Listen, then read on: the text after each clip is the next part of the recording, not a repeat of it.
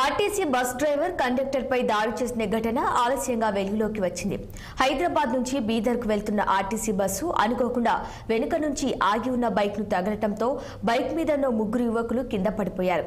దీంతో తీవ్ర ఆవేశానికి గురైన యువకులు బస్సులోకి ఎక్కి డ్రైవర్ పై దాడి చేయగా అడ్డు వచ్చిన కండక్టర్ పై కూడా దాడి చేశారు. డ్రైవర్ కండక్టర్ ఫిర్యాదు మేరకు కేసు నమోదు చేసిన పోలీసులు సీసీ కెమెరా ద్వారా దర్యాప్తు చేపట్టారు.